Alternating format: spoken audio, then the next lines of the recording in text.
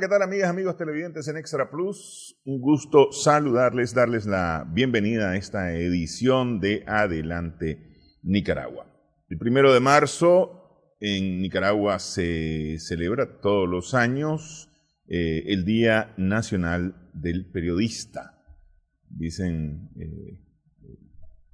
los que defienden de los y las periodistas, ¿verdad?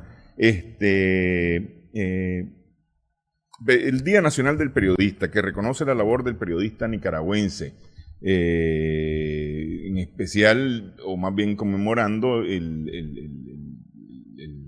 la primera salida de el periódico que editaba Rigoberto Cabezas, ¿ah? El 1 de marzo. Entonces se celebra ese día, el Día Nacional del Periodista. Y el 8 de marzo, el Día Internacional de la Mujer, recordando a las mujeres que trabajaban en la maquila en Nueva York y murieron encerradas en un incendio en la maquila a inicios del siglo XX. Así que en medio de estas dos fechas pensamos en reunirnos con Miriam Palacio Sevilla, que es periodista y este es el primer libro. Este es mi primer libro. El primer libro, que está publicando su primer libro. La radio en Nicaragua, sus protagonistas, que tiene en la portada dos reconocidas voces, tal vez no son conocidas caras, pero son conocidas voces de la radiodifusión nacional, especialmente en la época que se llamó la época dorada de la radio en Nicaragua, José Edith McConnell y Marta Cancino. Doña Marta, sí. Que ahora es una señora bastante mayor, pero que mantiene esa chispa, ¿verdad? Que la hizo famosa en ese tiempo, con una voz maravillosa. Sí. Muy linda, muy linda. Los dos fueron grandes figuras, ¿verdad? En ese ambiente. Bueno, en principio, muchas gracias por la invitación, ¿verdad? Y claro que podemos destacar aquí el trabajo de mujeres maravillosas que se destacaron en la radiodifusión, y que a pesar de aquellos años, ¿verdad?, que muchas veces las mujeres se sentían relegadas al papel del hogar nada más, acá en Nicaragua y en la radio específicamente, pues muchas mujeres se destacaron con papeles protagónicos. Vamos a meternos a eso de la radio porque, según entiendo yo, Nicaragua llegó a exportar radio en América. Es decir, habían grandes potencias de la radio, de la radiodifusión y especialmente del radioteatro, digamos, que eran las radionovelas principalmente. Entonces estaban Cuba, estaba Venezuela, México y Nicaragua, escupía en rueda, como se dice popularmente. Claro. Es decir, no se quedaba atrás en esto. Pero vamos a entrar a esto. A ver, ¿por qué el libro La radio en Nicaragua? Porque recoge los primeros años de la radiodifusión en Nicaragua, cómo entró en tiempo que los marinos norteamericanos trajeron los primeros equipos para la comunicación que tenían ellos con las tropas que estaban combatiendo contra Sandino. Entonces, de ahí se fue generando una serie de actividades y todo. Cuando salieron los marines, entonces quedó un grupo de técnicos que empezaron a trabajar ¿cómo se llama? En radio porque aficionados. En radioaficionados, porque ellos es decir, lo que ellos se fueron especializando fue en radiocomunicación. Técnico, de como técnicos, sí, para la comunicación. Sí. Entonces después vinieron los radioaficionados que han hecho un papel importantísimo, hoy realizado día todavía. Son importantísimos. Sí, en un momento de mucha tensión, de desastres naturales y todo eso, se les debe a ellos mucho, ¿verdad? Y de ahí viene después transformándose ese movimiento ya en una radio, la radio comercial. Entonces tenemos en 1940 una emisora hermosísima, completa, La Voz de la América Central, que fue un semillero donde se formaron muchos de los actores y actrices que después se destacaron en Radio Mundial, por ejemplo. Pero comenzaron allí, en La Voz de la América Central, una emisora que, bueno, todavía no grababan en ese tiempo, entonces hacían las transmisiones en vivo. Sí. La gente llegaba al radioteatro, las familias completas llegaban al radioteatro a ver a esos artistas transmitir los capítulos de la radionovela o bien obras de teatro, que eso era una maravilla. Entonces la radio le daba cultura a la gente, ¿no? Don Juan Tenorio, el Convidado de Piedra, o sea, eran obras de teatro maravillosas y la gente llegaba ahí. Inclusive había esta emisora ponía en los parques, en un parque cercano, ponía unos parlantes porque la gente a veces no alcanzaba, ¿verdad? Ahí en el radioteatro. Y entonces ellos ahí escuchaban las voces maravillosas de todo eso. Recordemos el Tío Popo, muy famoso, el primer radioteatro infantil que hay en Nicaragua. Y es una lástima que no se ha repetido. Okay. Porque pero la radio la Voz de América Central. La Voz de América Central. Estos ya tenían su teatro. Ya, o sea, ahí formaron, ahí llegó el profesor Julio César Sandoval. Ajá. Llegó don Mamerto Martínez, un gran actor de teatro español, que en una de las giras por Centroamérica, al pasar por Nicaragua, él se enamoró de Nicaragua. Qué raro, ¿no? Que la gente se enamore de Nicaragua, sí. ¿no? Sí. Y vio la posibilidad de trabajar con un grupo de personas talentosas para formar el cuadro dramático. Es desde ahí que comienza, en esa Voz de la América Central, de don José Mendoza Osorno. Entonces tenía teatro, ¿verdad? Dicen que se hablaba hasta de 500 butacas. Wow, para ver, o sea, era hermosísimo, sí. ¿Verdad? Un lugar amplio, techado, con su escenario, sus cortinas rojas y todo, o sea, todo un teatro. Sí. Entonces ahí se presentaban estos señores, inclusive José Di McConnell. Marta Cancino entró de 11 años de edad a trabajar como sobrina del Tío Popo, de ese programa. Entonces ella comienza desde muy niña a trabajar y comienza en esa emisora.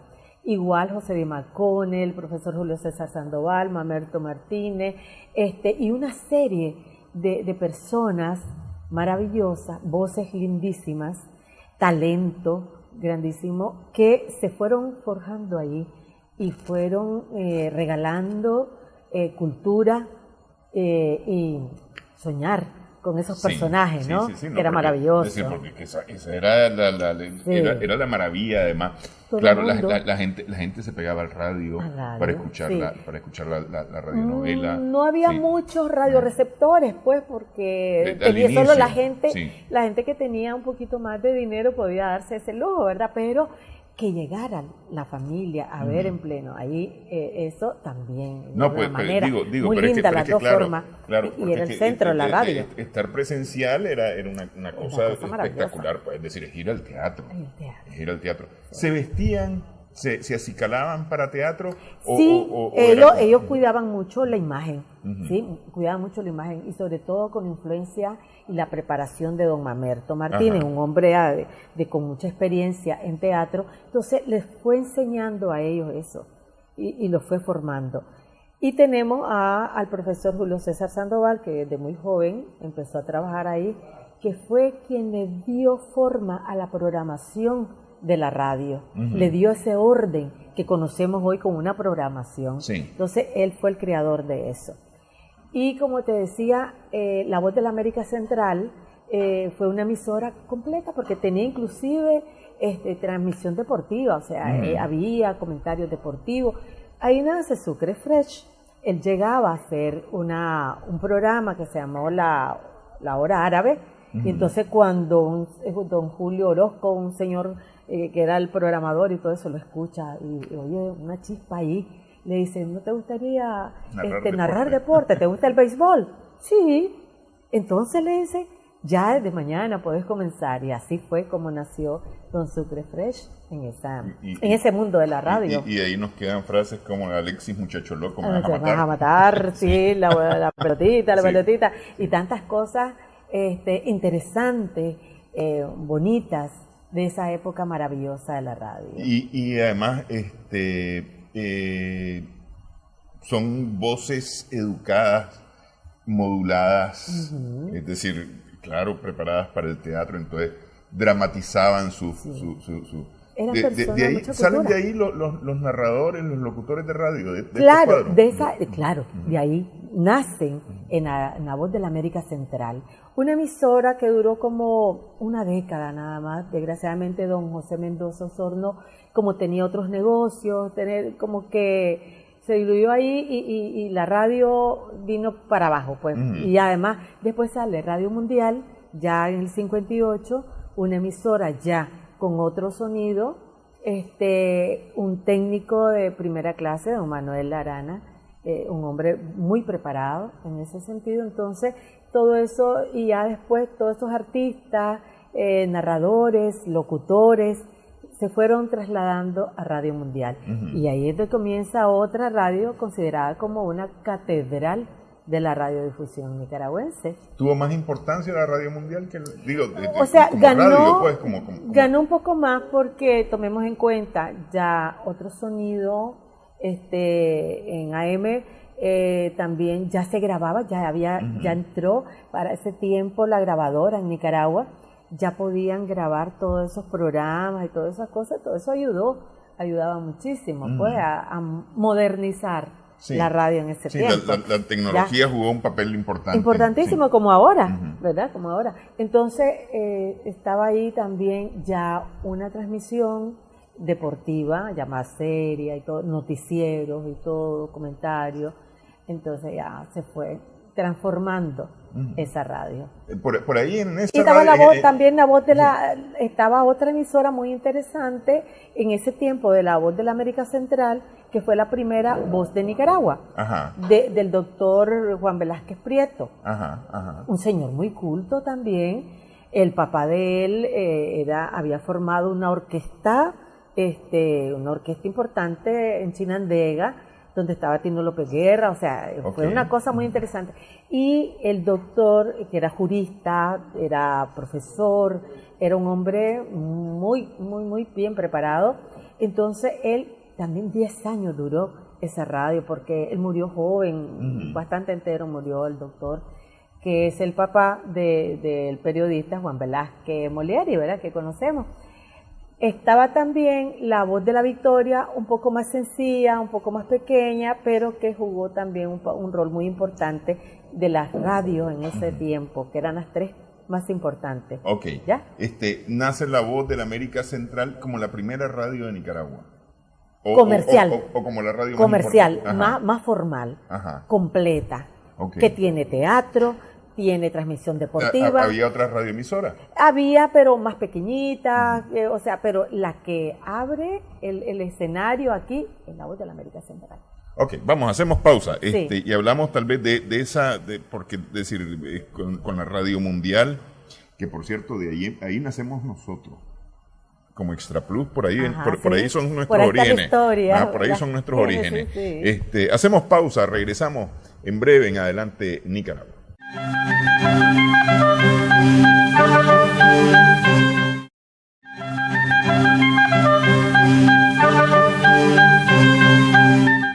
Seguimos en esta edición de Adelante Nicaragua, en la que estamos conversando con Miriam Palacio Sevilla a propósito de la publicación de su libro La Radio en Nicaragua, sus protagonistas.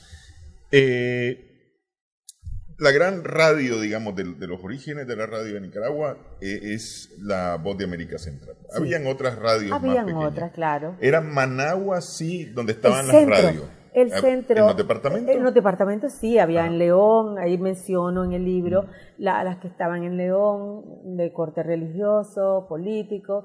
Estaba Radio Sport, que comenzó a finales de los 30, en Granada, que era de los hermanos Arana Valle también. Y entonces ellos comenzaron a trabajar así. Pero Managua, claro, por ser la capital y todo eso, pues era donde se desarrolló mucho más la radio. ¿Y el alcance de esas radios? Las de los departamentos, me imagino, han de haber sido transmisores más pequeños. Sí, pequeños y todo eso, pero más o menos bañaba pues ciertos sectores de la capital. Sí. Ok, es decir, no eran para todo el Pacífico. No siempre, no. Porque ya la mundial sí, porque tuvo no, pero digo, esta primera, porque la primera no, acuérdate que era más, o sea, más local, pues, más hasta donde lograba alcanzar. Porque hoy por hoy las radios no tienen una cobertura nacional, sino tienen repetidora. Sí. Es decir, del transmisor puesto en Managua. Por ley. En Tipitapa, que por lo general en donde Somoto, se están poniendo, no dan para un alcance nacional. Claro. Que ahora pues se ayuda mucho con el internet y todo eso, entonces las emisoras se pueden, todo el mundo, ¿verdad? Gracias a Dios. Sí, así estamos. Entonces eran emisoras pues que llegaban ahí, pues unos pocos kilómetros, pero que hicieron historia, pues. Hicieron todo un movimiento. En estas primeras digamos, pinceladas de la radio en Nicaragua, en estos primeros, más que pinceladas, sonidos de la radio en Nicaragua, ¿sonaban voces de mujeres? Sí. Aquí encontramos doña Marta Cancino, que Sofía Montiel, que ya eran adolescentes, artistas como Carmencita Vilés, que llegaban a cantar tangos, una serie de mujeres que hicieron un papel relevante, eran respetadas, tenían un espacio, tenían un lugar, y por su talento, o sea, se impusieron, pues. Y no era que era cuestión de competencia, de que el hombre allá y la mujer aquí, no, simplemente mujeres que se destacaron bastante en su trabajo. La cultura, la preparación de ellas, las voces maravillosas, todo eso hizo que estas mujeres quedaran para la historia. Sí. Ahora, ¿estos hicieron escuela? ¿Hubo escuela para todo esto? Lástima que no. Yo creo que no. O sea, sí, la gente que iba llegando, los jóvenes que iban entrando, y todo eso, claro que aprendían del trabajo de ella. Pero sí, José Di McConnell estuvo, por ejemplo, en El Salvador varios años. Allá dejó una escuela para locutores, para actores y todo eso. El profesor Julio César Sandoval formó un cuadro dramático en Honduras, por ejemplo, porque al ver el éxito que tenían aquí las radionovelas, el patrocinio y todo eso, entonces esta gente salió a preparar otros cuadros dramáticos. Entonces eso fue bien interesante. Por ejemplo, aquí en el libro sale un señor locutor que ahora ya pasa de las 7 décadas y recuerda que él era un muchachito de 15 años cuando recibió clase, preparación de José Di McConnell, y él habla de que toda esa gente ahí aprendió mucho de él. Pues. Sí. José Di fue un hombre que vivió intensamente, murió joven, ni siquiera tenía ni los 38 años cuando un infarto se lo llevó. Era tanta la pasión que él sentía por la radio, por el teatro, que estaba adaptando, mejor dicho, una obra para el teatro. Y así murió. Pues. Y tenemos una Esperanza Román, una dama a la radiofusión también, con una voz maravillosa. No sé si recordado, tu papi te ha contado, aquel fenómeno que no se ha repetido, cuando ella da luz en el capítulo ¿cómo se llama? Los pobres también lloran, los pobres algo también así. Lloran, o los ricos también lloran. O los ricos también lloran, algo así, no recuerdo ahorita, pero está aquí en el libro. Entonces, ese momento, esa actuación de esta señora, hace que la gente lo viva de viaje, y entonces al día siguiente llegan con pañales, con esto, con el otro, para el bebé que había nacido. O sea, eso fue una experiencia, un fenómeno maravilloso, increíble, lo que provoca la radio en ese momento. Sí. Pero que no se ha repetido, como te digo. Pero fue lindo, ¿verdad? Cómo es la actuación. Y esta señora, como la de su tiempo, generaron todo un movimiento, simpatía, admiración y todo. La gente, hasta hombres, se reunían a escuchar ese capítulo, ¿verdad? Que tocaba esa noche. Entonces, eso es lo que hace maravilloso, pues la radio, el lugar que ocupaba. Ahora, para acceder, digamos, para hacer un McConnell, ¿no?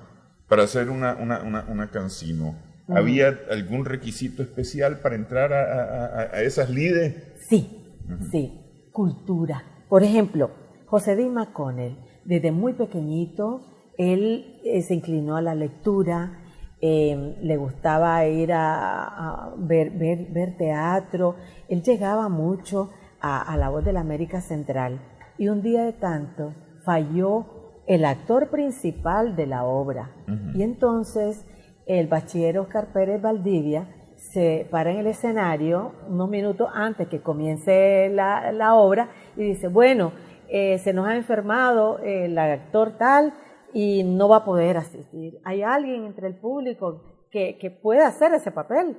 No, o sea, ¿cómo se le ocurre, verdad? Pedir el público. Pero él sabía algo. Y se levanta José Dean McConnell, jovencito, y dice, yo, con toda la seguridad del mundo, y a partir de ese momento, ya se quedó. Ese papel fue para él. Sí. Sí, se queda en el teatro y escuchan esa voz maravillosa, con una buena dicción, vocalización y todo. Entonces, además la cultura, ¿no? La cultura, que eso es lo más importante. Doña Marta, al asistir al programa de Tío Popo y todo eso, ella llegaba, se fijaba muy bien cómo hablaban, qué hacían y todo eso, y ella también acepta ese momento, y así van todos los que van participando, y entonces se toman en cuenta mucho el timbre de voz, porque se conquistaba con las voces, se conquistaba así. Don Eduardo López Mesa, por ejemplo, llega él muy jovencito a trabajar, lo llevan a La Voz de la América Central, pero como él era mecanógrafo, entonces era levantar los guiones y todo eso para que los actores la leyeran y todo eso, pero cuando escuchan la tremenda voz del maestro, entonces también pasa a ser narrador de las radionovelas. Entonces, así se van metiendo y todo, pero ¿cómo te diría yo? Lo común entre ellos pues era las voces hermosas, bien educadas, bonitas, la cultura, los conocimientos, el talento. Ahí. Porque no había una escuela pues que te dijera, bueno, aquí van a aprender a ser locutores, aquí actores, aquí actrices. No había. No sé si habría sido así la figura, pero seguramente le hubieran cortado la cabeza a una voz chillona que dijera, llama ahora mismo, y además con ese grito, llama ahora mismo para ganarte tal premio y manda mensaje a tal número. Esas voces chillonas de que se escuchan hoy, creo que más son voces mal educadas, porque no tienen... Y el lenguaje, Néstor, el lenguaje, o sea, da pena. Sí. Da pena, desgraciadamente, pues se ha cambiado muchísimo ese rol que tenía la radio en ese momento, y ahora cualquier persona pues se sienta ante un micrófono y empieza a decir cosas que no están correctas. Sí, no hay eso respeto principalmente, para el oyente, porque ese es lo principal, el respeto, porque quienes están escuchando hay de todos los niveles y todo, pero merecen respeto, todo el mundo. Así es, sí, no, y hay que decir las cosas como son, además, con propiedad, con conocimiento.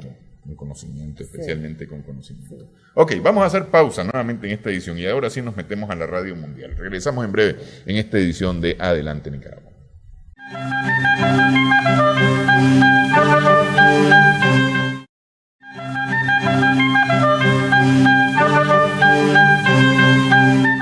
Seguimos en esta edición de Adelante Nicaragua, estamos conversando con Miriam Palacio Sevillano. Hacia los 50, dijimos, es que nace ya 48. Finales de los 40, entonces nace la Radio Mundial. Que comenzó como Radio Mejor, así se llamó casi por un año, pero con todos los acontecimientos de la Guerra Mundial y todo eso, don Manuel dijo, no, Radio Mejor como que no, ese nombre no toca nada. Entonces, pega, dijo. No pega. Entonces la cambió para Radio Mundial. ¿Ves? Y como te decía... Él trae la experiencia de la Radio Sport en Granada. De la Radio Sport, que era de una radio pequeña en Granada, que él comienza a hacer así como radiodifusor. después pasa por La Voz de la América Central como técnico, y luego, con toda esa experiencia, él viaja a México, consigue equipos más modernos y todo eso. Entonces pasa a formar su radio mundial, que, como te digo, se le llamó también la catedral de la radiodifusión nicaragüense. Fue una maravilla, una completa maravilla. Además, este señor cuenta a su familia que un técnico, como debe ser, todo aquel que tenga una emisora o un canal de televisión, todo, preocupado por el sonido, la imagen y todo eso. Entonces él era religiosamente, cuando llegaba, iba a ver el transmisor, a revisarlo, a limpiarlo, o ya mayor también se subía a la torre a ver si componía algo por ahí. O sea, este señor amó, vivió de lleno la radio, ¿verdad? Y llegó a formar la cadena de radiodifusión con sus emisoras, pues, la 590, la Radio Sport, Radio Mundial, y así. La Reloj. Y la Reloj. Entonces llegó a ser una cadena de radiodifusión muy interesante porque modernizó esa época la radiodifusión en Nicaragua. Ahora, ¿todas esas están en el mismo edificio? Parece que sí, otras la tenían en otro lado, pero cerca, pues, o sea, que él mantuvo el control de todo. Inclusive, hace poco conocí a un señor que ya pasa de los 97 años, una maravilla, en Chinandega, que trabajó con él como técnico.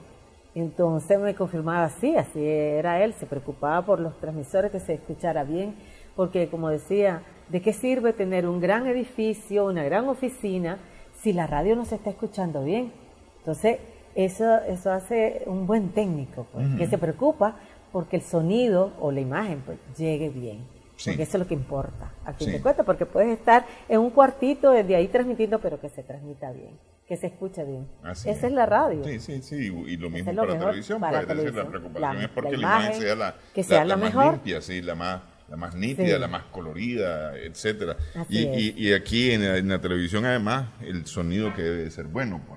Pues, así es. Me hablabas de Pilar Aguirre. Doña Pilar Pilar sí estuvo en el cuadro dramático de Radio Mundial, grabó ciertas radionovelas, pero su papel principal fue en el teatro. Ella era actriz de teatro, completa, que se le llamó la primera actriz de Nicaragua, por eso, por la calidad, una señora exquisita en ese sentido, en su trabajo, con su carácter, lo que fuera y todo, pero era, o sea, calidad en vivo, ¿verdad? En su actuación. Regia. Yo todavía la llegué a ver en una de sus últimas actuaciones, creo yo que debe haber sido Pedro Navaja. Que habrá hecho algo más después, pero ese es casi de la última. Claro, de los últimos, antes de caer enferma ella. Doña Pilar. Yo pensé que Doña Pilar había sido de la radio principalmente, pero me dice que es del teatro, más que de la radio. Claro, estuvo, pero se destacó más en teatro. Lo que pasa es que, a ver, los cuadros dramáticos al final de cuentas eran teatro. Era teatro, claro, que se adaptaron a la radio. Empezaron eso, inclusive cuando ellos transmitían, actuaban en el radioteatro, en La Voz de la América Central, van presentando los capítulos, ¿verdad? Y todo eso con los efectos de sonido, con que haciendo esos sonidos y todo para... Entonces la gente se maravillaba viendo eso, ¿no? Cómo hacían aquellos efectos. El paso del caballo que nunca estuvo en el estudio. En el coco, ¿verdad? Así, en la tabla aquella, la lámina, que eso mucho tiempo después en la radio no teníamos esos efectos de sonido que hay ahora maravillosos. Ya están grabados, Ya están grabados. Entonces, esa hoja, esas láminas de zinc para los truenos, o aquel papel celofán para el incendio, para las llamas, en fin, tantas cosas, y los cocos así, sobre una tabla o sobre arena, para los cascos de los caballos, hacer ese efecto maravilloso, ¿verdad? El maletín del doctor Calgari, creo que era que le llamaban, por lo menos así lo conocí yo cuando estudié, hice un curso referido a la producción televisiva. En CIESPAL. En Ciespal, entonces, en claro, Ecuador. En Ecuador, entonces ellos nos pusieron, y entonces no, ahora van a hacer solamente con Sonidos una historia, y entonces efectivamente nos pusieron con... Utilizar esos sonidos y vas armando la historia. Sí, eso se hace en radio, pues, también. Yo con mis estudiantes así les decía, a ver, van a escuchar esto, cada quien escriba lo que se le ocurra. Entonces ahí vas trabajando la imaginación. Fíjate que algo muy importante me pasó cuando estaba dando clase en la UCC. Venía un concurso de trabajo y todos los muchachos, entonces dije yo, bueno, voy a probar en radio. Estaba dando la materia de radio, pues entonces le digo a un grupo, agarro así, tomo así un grupito como de 6 muchachos y le digo, vamos a grabar un programa. Entonces adapté un guión sobre la vida de José de la Cruz Mena. Le digo, vamos a hacer un programa con el personaje, así se llamaba. Y entonces los metí a los muchachos con el apoyo del maestro Eduardo López Mesa, por supuesto, que le pedí su ayuda. Entonces, él, con mucho gusto, tan lindo él, que es colaborador y todo, y más con estudiantes. Entonces, ya los muchachos les di sus guiones y todo eso.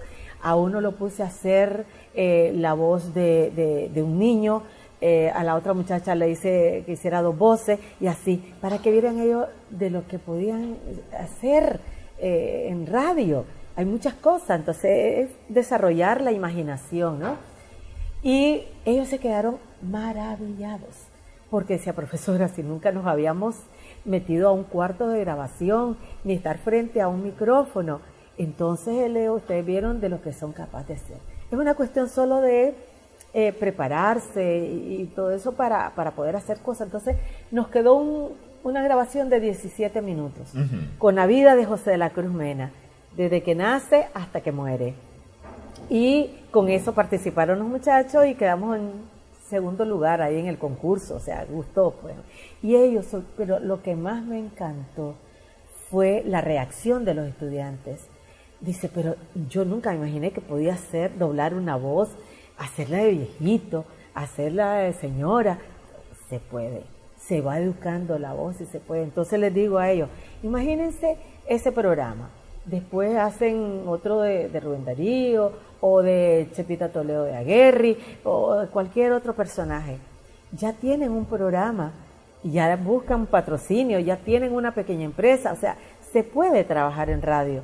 Y luego están aprendiendo ustedes, le están enseñando a la gente, recordándole ese personaje, dónde vivió, dónde nació, cómo hizo, todo. Porque a mí me dio ganas de hacerlo con José de la Cruz Mena, porque un día, porque yo tenía la costumbre hasta cuando daba clase, pues ahorita estoy retirada un poco de las clases, pero yo siempre le pongo a los muchachos música semiclásica, clásica, antes de comenzar la clase o un intermedio. Al comienzo algunos se me quejaban, ay, pero esa música que nos da sueño, que no sé qué. Entonces le digo yo, don Salvador Cardenal, le digo yo, a quien le debemos mucha investigación y todo eso, decía, no hace falta entender la música clásica, lo que con solo disfrutarla basta. Entonces, eso les decía yo a ellos. Ya después me pedían la música, te cuento, pero un día hago una prueba y les pongo los valses de José de la Cruz Mena. A ver, ¿qué es esto? Que alguien me diga. Me sale un bachiller ahí y me dice, yo, prof, dígame, ¿qué es eso que escúchale? Eso es un bolero. ¿Qué? Casi me desmayo. Pero bueno, empiezo y empiezo a decirle, no, estos son los valses de José de la Cruz Mena, que fueron ejecutados inclusive en las grandes cortes europeas. Hasta allá tocaron una música de José de la Cruz Mena, que su vida también fue corta, pero fue intensa y nos dejó mucho, fructífera, sí. Un ejemplo de tesón y todo, que ya había perdido sus dedos y él tenía a uno de sus alumnos ahí que escribía la música que él le dictaba, o sonaba a él un pedacito ahí de tubo para darse, o sea, idea de la música. O sea, son cosas maravillosas que se pueden rescatar para radio. Claro. Entonces, ahí las muchachas y los muchachos que estuvieron en ese programa quedaron con una gran experiencia. Ahora que mencionó a don Salvador Cardenal, me quedé pensando, ¿qué falta hace? Qué lástima la desaparición de la radio Bovense y qué falta hace esa radio. Claro. Era una radio preciosa. La identidad nacional de nuestra cultura. Sí. Porque además don Salvador hizo un trabajo magnífico de investigación. Rescate, sí. Él fue los sones de toro, la marimba, porque aquí, porque allá en el norte, porque la diferencia con el Pacífico y todo, o sea, ese trabajo maravilloso. Es una lástima que se haya perdido. Okay. Falta que hace. Espero que alguien salga y con otra, ¿verdad? Con otra emisora, para que sea la que nos represente en el medio radial. Cómo no. Vamos, hacemos pausa en esta edición, una última pausa en esta edición de Adelante Nicaragua.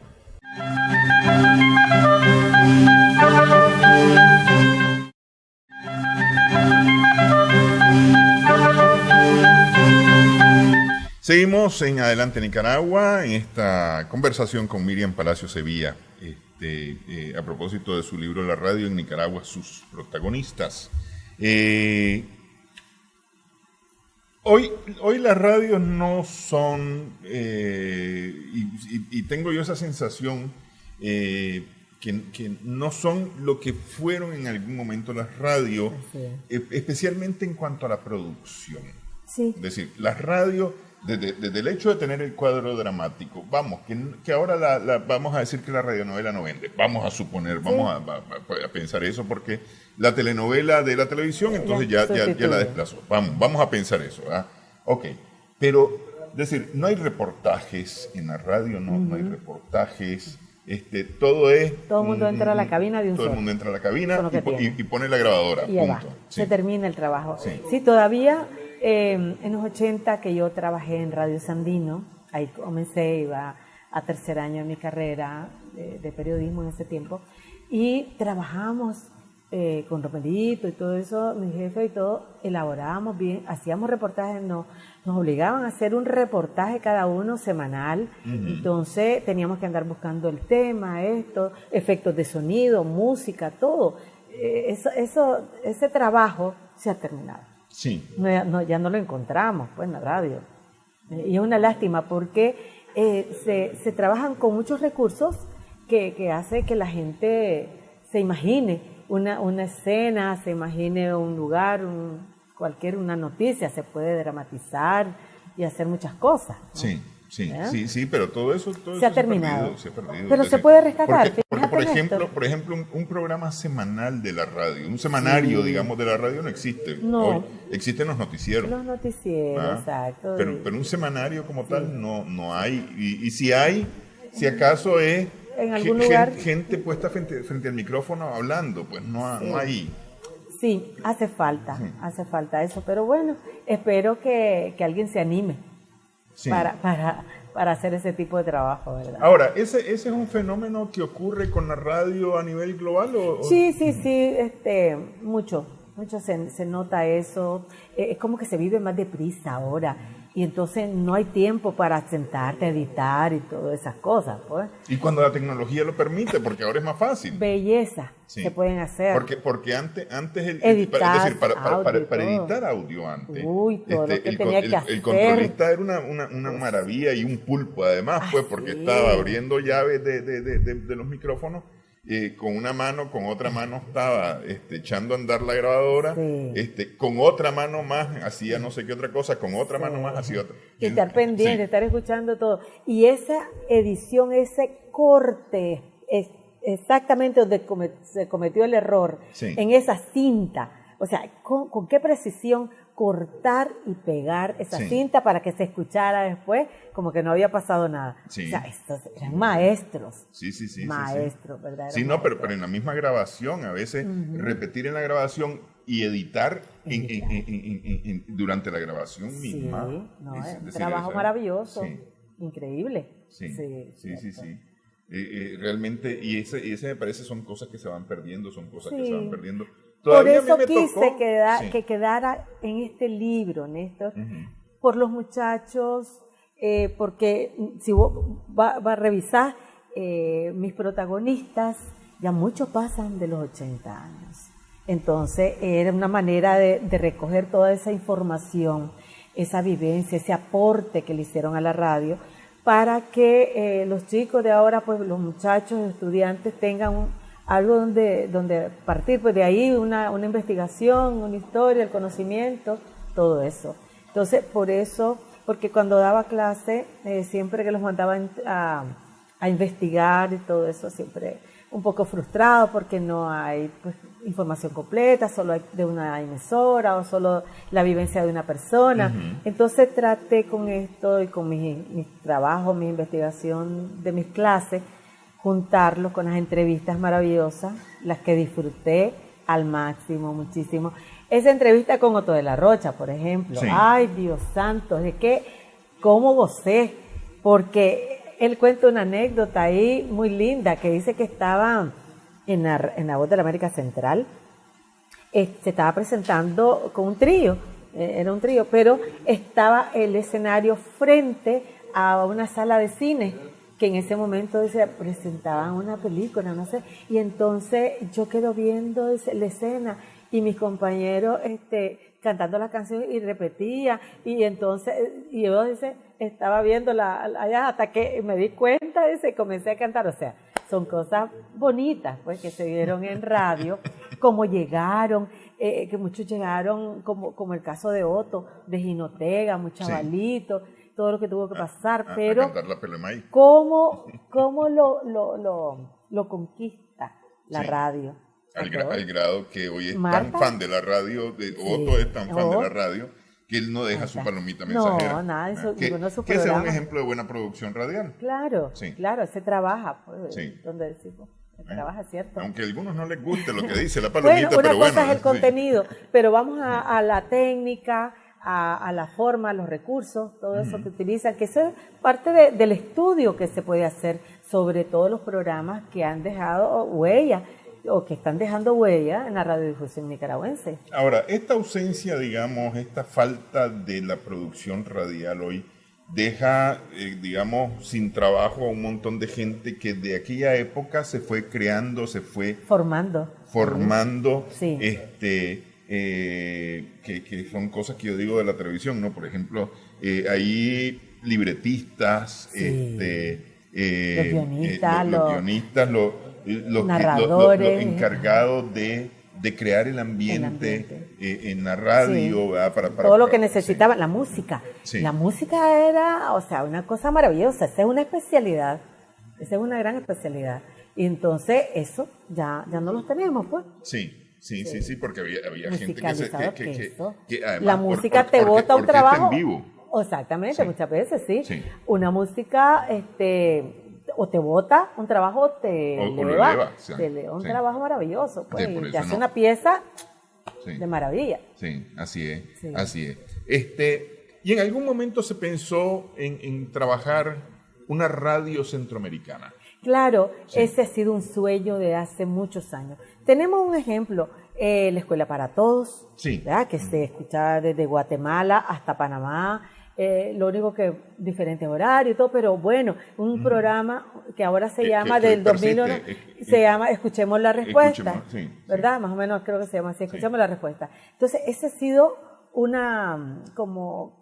gran esfuerzo por unir. Ese tronco de programa, cada vez que puedo yo lo oigo. Yo lo escucho también porque me encanta. Ya sea muy temprano en la mañana. ¿Cómo se aprende ahí con ese programa? Es una maravilla. Pero hay otros radiodifusores centroamericanos, de UNARCA, AIR y todo eso, que siempre han soñado con hacer un programa cultural, sobre todo, ¿verdad? Donde cada país destaque lo propio y se vaya aprendiendo de eso y se una, porque sea a una misma hora y con los patrocinadores y todo, pero para que se mantenga, porque se necesita. Pues, se necesita. Sí. Entonces, es eso, es el sueño que igual aquí está, ¿verdad? Planteado como una idea también de las personas que sueñan con unir Centroamérica a través de la radio, que todavía se puede. Sí, yo creo que sí. Pues, se puede hacer, con voluntad, así es, con apoyo. Se puede lograr un me parece que la tecnología lo permite, además, ahora con mucha más facilidad. El enlace que se hace ahora es maravilloso, con un sonido de primera. Entonces se puede hacer. Sí. Se puede, solo lo que hace falta es un poco de voluntad. Pero hubo intentos, es decir, además de Escuela para Todos, de estos otros. Sí, en estos últimos años sí se quiso, pero era eso. O sea, se necesita un presupuesto, se necesita pagarle, digamos, a unos artistas o los cantantes o eso, porque lo demás, la gente con mucha voluntad trabaja en eso sin cobrar. Pero se necesitan otras cosas. Pues entonces, por ahí he visto yo que ha sido como un muro que no deja pues que esa idea se desarrolle. Estaba pensando ahorita, antes de concluir, porque ya me anunciaron que estamos cerca del final, que dije que nosotros habíamos nacido, teníamos origen por la Radio Mundial. Sí. En la Radio Mundial salió Extra. Extra, claro. Que era el noticiero de radio Central, que se comía todo el mundo. Es decir, todo el mundo estaba pegado al radio oyendo el noticiero. De Extra salieron los periódicos. Extra. Es decir, varias cosas, Extra Económica, Extra Semanal, Extra no sé qué, eran como 4 o 5 publicaciones impresas. Y eso dio pie a Extravisión. Claro. En el año 72. Sí, cuando pasa ya. Sí. Y Extravisión le dio paso a Extra Plus, así que nuestros orígenes vienen de por ahí. Sí, nosotros tenemos origen en la radio. Así es, mira qué maravilloso hasta dónde han llegado. Y gracias a la radio también. Así es. Se dieron a conocer. Bueno, muchas gracias, felicidades por el libro. ¿Este libro está ya disponible para el público? Sí, está en las principales librerías, también en Amazon. Ah, ok. Sí, ya está en Amazon. Y que la tecnología. Sí, estamos hablando de eso. Una maravilla. Ok, muchas gracias. Gracias a vos, muchas gracias, Néstor. Ha sido un placer, he disfrutado muchísimo esta entrevista. Gracias. Gracias también a nuestras amigas, amigos televidentes por su sintonía en esta edición de Adelante Nicaragua. Esperamos que el programa haya sido de provecho para usted.